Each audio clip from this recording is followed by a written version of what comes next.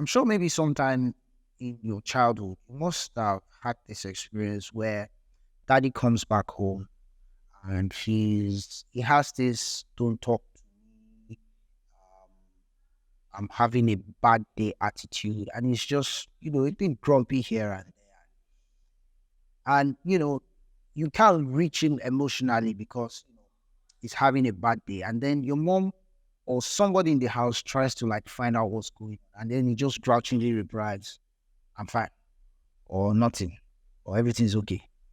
And he's not coming through and you can't get through to him. And as a kid, you want to mess around in the house, you want to like, mess around with daddy, but you can't do that because daddy is having a bad day. That is a stereotypical father. And the reason why he's doing that is because he feels like if he shares what he's going with, if what he is going through, if he shares it with you, you may not be able to help. One, two, he might be sharing the suffering with you. Meanwhile, the real suffering is actually knowing that daddy is there physically, but he's not there emotionally because you can't reach him. And you're actually suffering inside too because now you want to play with daddy, you want him to help with your assignment, you want him to, you want to do things together with him, but he's not there. And that's even if he's there in the first instance emotionally as a father and he's not always at work. So today we're talking about stereotypes of fatherhood and, its impact on mental health of fathers in today's society.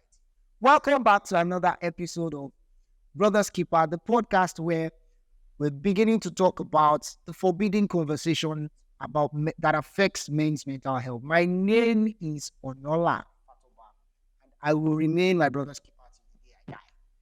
Thank you for joining me on this episode. Don't forget, like, share, subscribe, leave a comment in the comment section. Let's get to it. So, fatherhood comes with a lot of expectations, and there are challenges that comes with it too. And some of these expectations include the financial provider, unwavering strength and stoicism, work-life balance. We'll go into it as we move, but let's start with the financial provider aspect, which is how men are defined into this world. Can you provide? In fact, some ladies will ask you, what are you bringing? Can you pay my bills? Can you do this? Can you do that? It's a very important aspect of manhood. Financial stability, it is. Now, when it comes to fatherhood, it's even more pressurizing because as a father, you're expected to take care of your family. That's fine. Naturally, by the laws of nature, men are providers and protectors. That is fine. But, when it becomes so pressurizing that you have to pay your kids' school fees, you have to pay your rent, pay your dues, save, take care of your house, take care of your wife, take care of your family. You're still going to send some things to your mom. Your brother is still going to call you and tell you, oh, I did this. Your sister is still going to tell you, oh, this and that. It becomes very, very, very pressurizing to the extent that they're expecting you to excel and succeed, be financially stable, but no one is actually giving a hoot about the work that you put in to get to that level. So the pressure not to fail, that pressure that, oh, I cannot afford to be caught on fresh, I cannot afford to be caught off guard by certain things, can sometimes destabilize men in a way that they are not even there emotionally. So it affects each other a lot. I will get to that part. So now the pressure not to fail can sometimes lead to certain things like unwavering strength and stoicism, which is fine because for a man to have authority, for a man to be respected, you have to command certain level of respect. And for you to do this, you have to show strength and you have to be stoic. But this can also lead to men not being emotionally available. Like, it's a two-way street. It's not just it goes one way and that's the end. There's actually another side to it. If you're saying, oh, he's strong, he's this, he's that, and he decides not to be vulnerable at any level, you're not going to be able to reach him emotionally. He's not going to be an understanding person when things come up. You're not going to be able, you're not going to enjoy his company when you need it. He's not even going to be emotionally and physically available. Why? Because he's focusing on his career, because he has to provide. So this pressures, this system that society has kind of defined and put in place for us, it connects, and it can actually make and mar a man depending on how well you manage the factors that are in place. Now, this idea of unwavering strength and stoicism can pressurize a man to the extent where he doesn't communicate, he's unemotionally available, and then he suffers in silence, and then he's just struggling inside just to be alive, which can then lead to work-life balance struggle. So now he has to go through things at work. He has to suffer certain things at work just to put food on the table and make and provide for his family. And then when he gets home, he's still not there for that family, which he has to be. It's very important. Like, a man has to be present in his child's life from the formative years of that child's life. Otherwise, that child is going to miss certain elements that, can help them adapt better in the society. But you see, when the man is not there, when the man is missing, and the man is unavailable emotionally and physically, it's going to affect that child. Not only is it going to affect the father, it's also going to affect the child, him or herself. So the struggle to spend time focusing on your career and also spend quality time with your family can be very, very, very, very disturbing and destabilizing for men, that, it it begins to make them go out of tune with themselves emotionally, physically, psychologically, even professionally sometimes. You find out that some people will say, I don't bring my problems to work, or I don't take my work home. Those are people who have found a way to like strike a balance. Like, no, will kill you. And they're like, oh, my family, originally, naturally, your family is more important. No matter what's going on in your life, your family are the first set of people that you're going to turn to. So there are those people that they find out that, oh, my family is more important than anything that I could be doing in this life. So they don't joke with that quality time with family. And there are some people like, am I not doing it for? It's not the family that I'm doing it for. If I don't do it, they'll say I'm not a man, or they'll say I'm lacking as a father. So they tend to focus on their career and finances more than being available for their family. So there's actually this very horrid struggle for men, fathers in this case, where they have to like balance being at home and succeeding at work. If you find people who have successful careers and are wonderful fathers, you need to protect them. You need to protect them at all costs, because it's not that it's rare. It's possible. People are doing it, but it's not easy. This then leads to hands-off caregiving. That's another thing that men struggle with. Society makes us believe that, or there are certain norms in the society that makes us believe that women are the primary caregivers. That's their role in the home. That's their role in the society.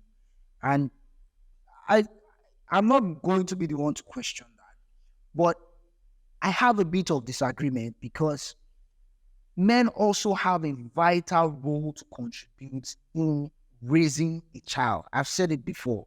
If the man is missing in a child's life, there are certain values that only a woman can instill in a child. And there are certain values that, no matter how strong that woman is, she still needs a man to put that, to like literally knock that value into that child's head. Not knock as in violently, but, kind of like enforce those values at home. Some of those things that my father taught me as a kid was discipline. You can't sag in my father's house. Are you a prisoner? He didn't buy belt for you. Why are you sagging? What's wrong with your trousers? You cannot not be neat. You have to be neat at all times. You have to be clean. You can't just litter. Those are some of cleanliness. Those are some of the things that my father helped instill in me as a child with my siblings. And not that my mom couldn't do this, but my mom was more focused on other things. My father was the first person that taught me how to wash my clothes and how to iron your clothes as a man. There's a way you can iron your clothes as a man, and there's a way you iron women's clothes. And there's a lot of things that, I can't begin to go into, but these are responsibilities of fathers. These are things that fathers, it's their job. But if he's not there, then leave the role to a woman. And trust me, there's a limit to what women can achieve in what's it called? In raising a home. I'm not saying women are limited, but I'm saying there's a cap to what they can do emotionally. Not all women are the same. Some of the things that my mom had to do after my father passed, or that I can't even believe it, because I hear other women saying, how did you do it? Eh? And your mother did this. And I'm like, yeah, she had to adapt. And not all women are like that. So when the father is missing, there are certain things that affects the child, his society, invariably affects the society. Why? Because those values, those lessons, those teachings were not there to be taught into that child, especially by the father. Other stereotype is suppression of vulnerability. It is believed that for a man to command respect in his home, for him to be revered, for him to be feared, he has to suppress any show of vulnerability or weakness. And we've had this discussion before. If he doesn't, if you're not being vulnerable with your partner or the people around you, people closest to you, your family, to certain levels, you're going to suffer a lot of things alone. And these sufferings are quite unnecessary. Like, it's okay if you say, okay, I'm going through a lot at work, I don't want to talk about it. And then you really don't want to talk about it, and you don't talk about it, and then it just goes. But which one is you don't want to talk about it, and then it keeps bothering you, it keeps eating you up inside, it keeps worrying you, it's all over you that you're going through something, you're stressed, you're burnt out, and you're not sharing it with anybody. You realize that as a man, as a father, you're not only suffering alone, you're also making your family suffer. And the way you're doing that is because they know that you're going through something. They know that you need help. They know that something is wrong. But they can't reach because you are not available. They can't reach you because you're not letting them in. So this expectation can lead to men struggling. And then another one is suffering in silence. A lot of men are suffering in silence. Young men, old men, fathers, brothers, a lot of men are going through a lot. But because society's expectation is that you suppress your vulnerability and man up and just go through it, there's a lot of things that are going on inside people that they want to talk about. But society has banned them from talking about it. So to them, it's like, if I talk this thing now, the way they are going to start looking at me. And it's one of the reasons why, and this is scientifically proven, it's one of the reasons why suicide rates amongst men is somewhat unimaginable. Like, I ask myself that question: what can drive a person, a human being, to the point where they feel like, okay, this is it, this is the end? Trust me, I'm not saying everybody has suicidal thoughts. I've had suicidal thoughts. Everybody has their bouts of depression. I've had depression. But to go to that point where I would say, okay, this is it, I am going, whatever it costs, I don't care, and then they go and end it all. It's because these people have mostly suffered in silence. The shame, the stigma, the stereotypes of, don't speak up, take care of it inside, like bottle it in and just man up and go through it. It kills a lot of people internally. I've said this before. When I'm not heard, when I don't speak up, when I don't express myself, it feels like there's a knob of light inside me that they're slowly turning down. And the light is dimming, and the light is dimming, and the intensity of the light just keeps going down. And then one day, it just feels like I'm dying inside if I do not express myself. That's the way it feels for me. So imagine someone who doesn't even have the avenue or the platform to say anything. So these are some of the things that men go through. They suffer in silence a lot because they feel like if I ask for help, they'll look at me like a sissy or something.